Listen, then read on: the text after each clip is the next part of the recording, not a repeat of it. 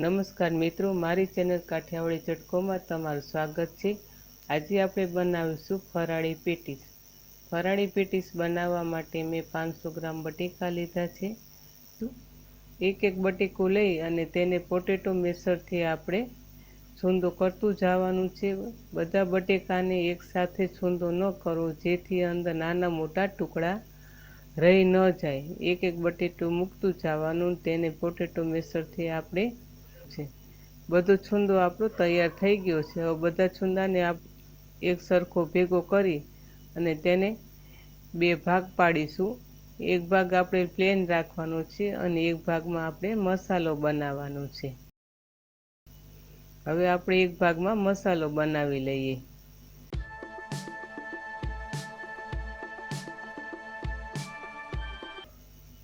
મસાલો બનાવવા માટે મેં 2 ચમચી કોથમીર લીધી છે, 1 ચમચી તીખી મરચી છે ખાંડેલી, અડધી ચમચી આદું છીણેલું, 2 ચમચી સિંગદાણાનો ભૂકો જે અધકચરો ખાંડીને લીધો છે,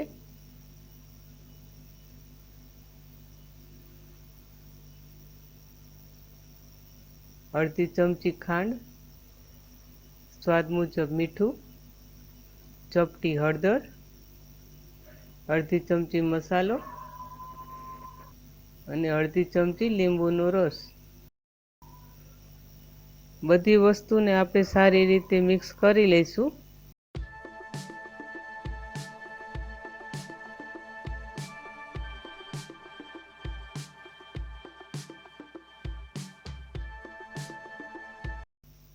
આપણે જે આ માવો બનાવેલો તેને આપણે નાના નાના બોલ બનાવી લઈશું। મોટા બોલ ન બનાવવા,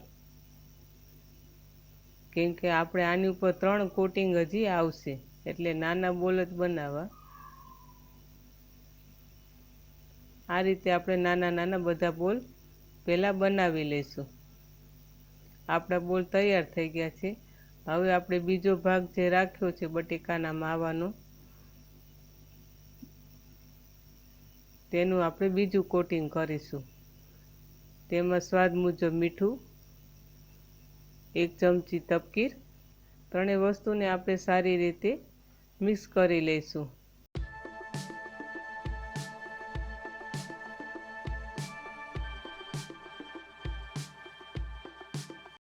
હજી આપણે 1 ચમચી તપકીર નાખીશું અને એને પાછું આપણે સારી રીતે મિક્સ કરી લઈશું।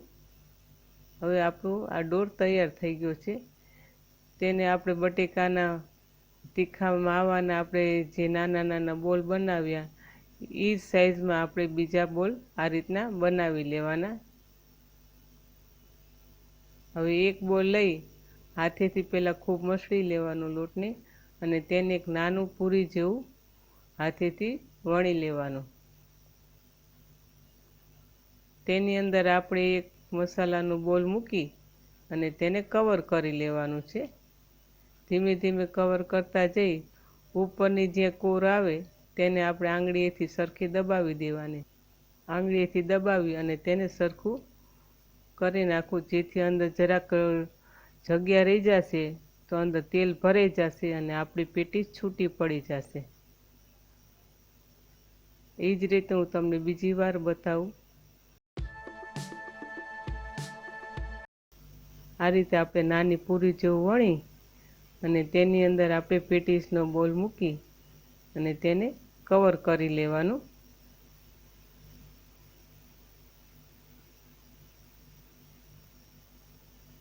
આ બટેકાનો માવો એકદમ સોફ્ટ અને સેજ ઢીલો હોય છે, કેમ કે આપણે અંદર જરાય ગુટલી અંદર રહેવા દીધી નથી।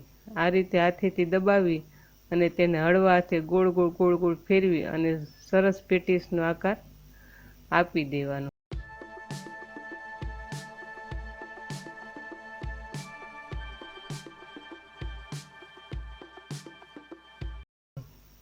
આ રીતના આપણે બધી પેટીસ તૈયાર થઈ ગઈ છે।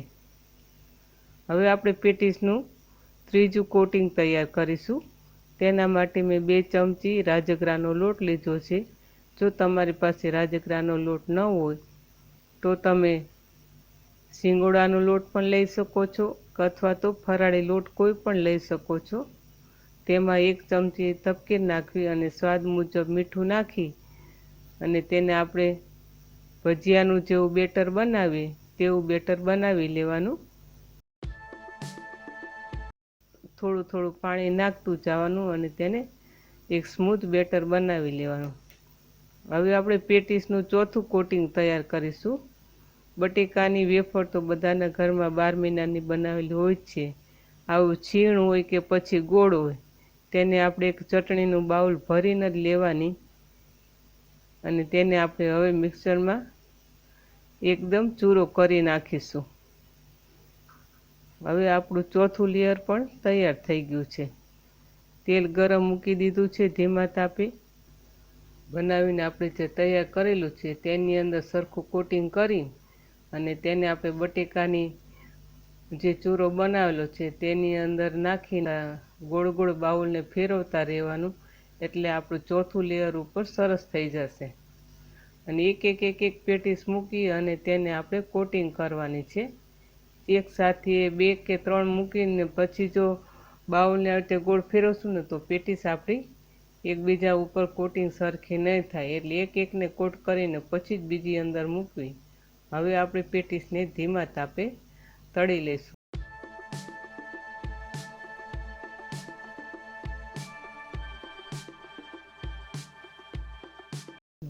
આ પેટીસ આપણી તળાય ત્યાં સુધી આપણે બીજી બેચ પણ આ રીતે તૈયાર કરી લઈએ.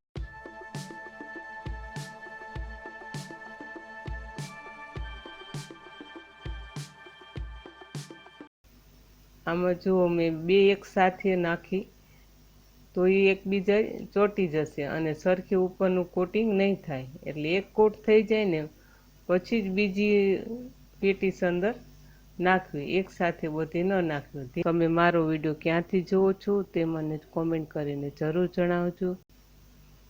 ધીમા તાપે આ રીતે તળી લેવી. ઉપરથી એકદમ કડક અને અંદરથી એકદમ સોફ્ટ પેટીસ આપણી આ તૈયાર થાય છે. જોવામાં પણ એકદમ સરસ લાગે છે. તો ચાલો આપણે હવે પેટીસને મરચાં સાથે સર્વ કરી લઈએ. જો તમને મારો વિડીયો ગમ્યો હોય તો મારી ચેનલને લાઈક, શેર અને સબસ્ક્રાઈબ કરજો અને તમારા ગ્રુપમાં શેર કરજો. જો તમને મારો વિડીયો ગમ્યો હોય તો મારી ચેનલને લાઈક, શેર અને સબસ્ક્રાઈબ કરજો અને તમારા ગ્રુપમાં શેર કરજો.